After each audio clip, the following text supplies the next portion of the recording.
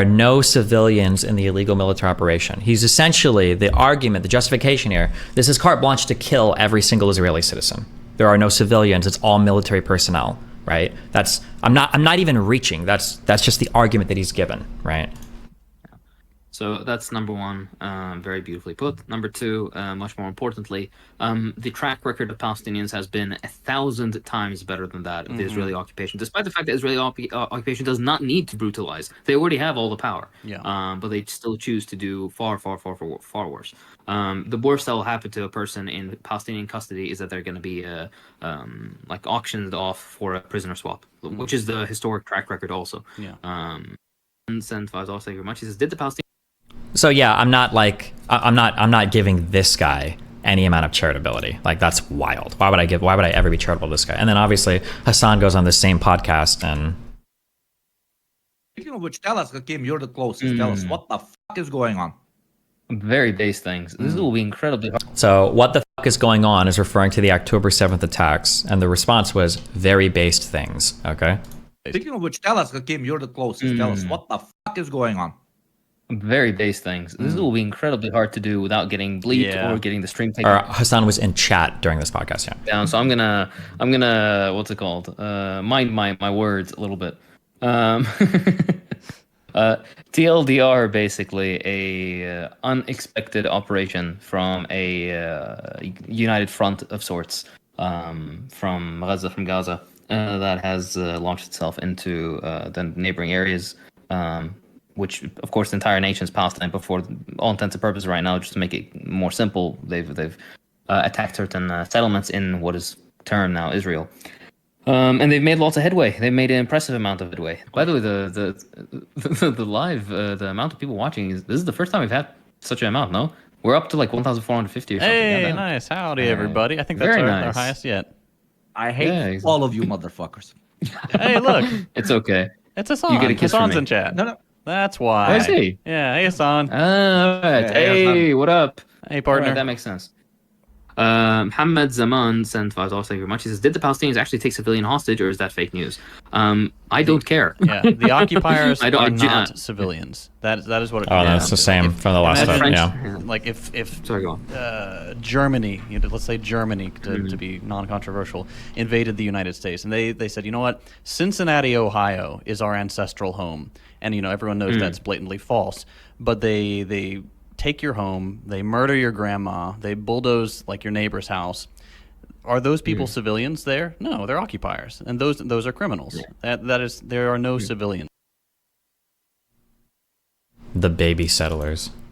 My attention to some of the evil takes I've heard folks making about Israelis. Did the Palestinians actually take civilian hostage, or is that fake news? I don't care. Yeah. As the bodies are still bleeding out, he's saying this is what liberation struggle looks like. Beheading babies, burning families alive. Solidarity and victory to the Palestinian people. This is pro-Hamas. This man is supporting Hamas. I think his position...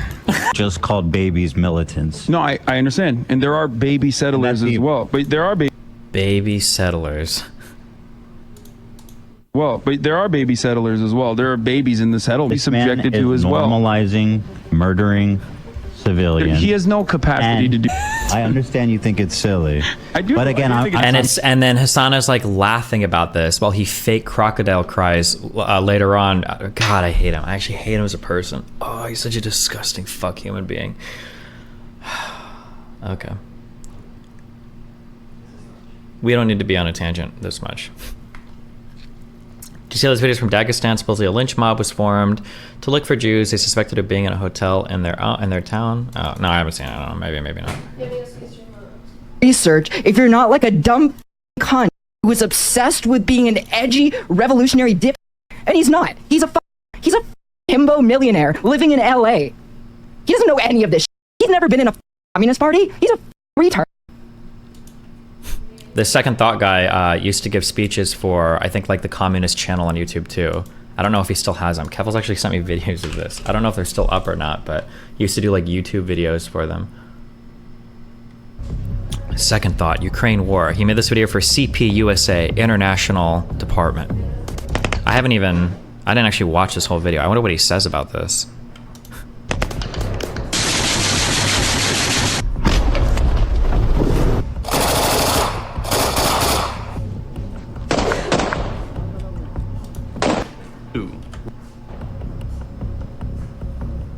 In late February of 2022, Russia officially began what it has since called its special military operation in Ukraine.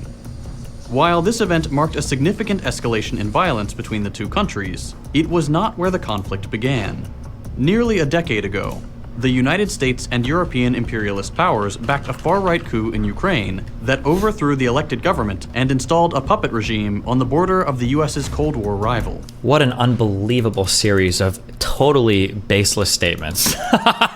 Every single thing he just said there was untrue. Far right, military coup, backed by the US. None of those things are true, but... At the time, this was seen as a clear provocation by the United States, and an attempt to gain a foothold to launch an eventual proxy war in the region. That's not true either. We already have countries. All three of the Baltics are bordering Russia. We already have those if we want to stage an invasion. Or we just shoot shit from Turkey. Like, a reality which has been conveniently swept under the rug in recent years. But even this thinly veiled threat cannot be considered the true beginning of the conflict. We'd have to go all the way back to the illegal dissolution of the Soviet Union to really understand the root of the problem. The illegal dissolution of the Soviet Union. You do not have a right to declare independence from your Soviet oppressors. The undermining and eventual destruction of the original socialist project. The brutal and sadistic economic shock therapy that followed.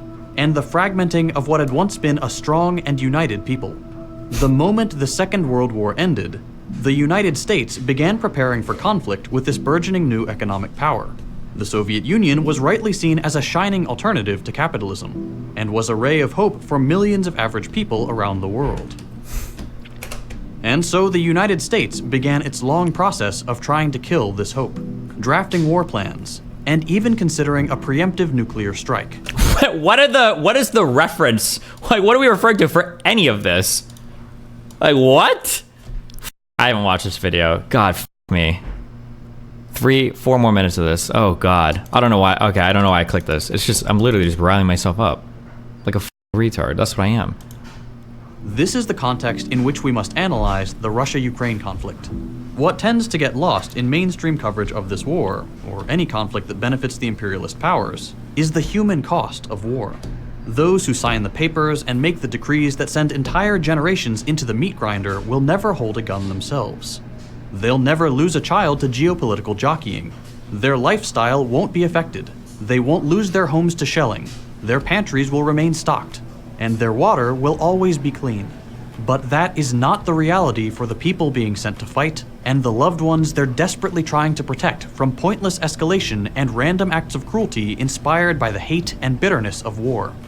As with any active conflict, exact numbers are closely guarded by the combatants. But there's no hiding all the footage that makes its way to Telegram, Twitter, and other more democratized online news sources. Conservatively, tens of thousands of people have been killed since last year, including civilians.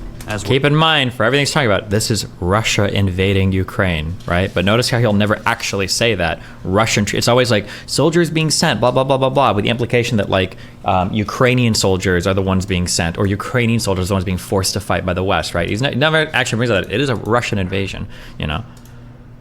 Well as mercenaries flying in from Western countries to hunt their fellow human beings for sport. Yeah. We've seen horrific footage Wow, Edmund, thanks for the $20. Of homes destroyed, bodies burned beyond recognition, and what looks like evidence of chemical weapons. War is a dirty, bloody business, and it only benefits the ruling class of the involved nations. The conscripts shipped off to fight in some leveled city have no chance of elevated status. Their lives won't be improved by butchering their fellow workers. They will be lucky to return home at all, and most of them with scars both physical and mental that will haunt them for the rest of their lives. Meanwhile, those at the top talk of democracy, freedom, national determination, and invoke some mythologized past to fool the peasants into thinking they're dying for a noble cause. They are not. There must be a peaceful resolution to this conflict. We have seen in recent months that the United States remains the primary obstacle to peace in the region. As China attempts to broker a peaceful resolution, the US and its lackeys call ever more loudly for increased weapons shipments and greater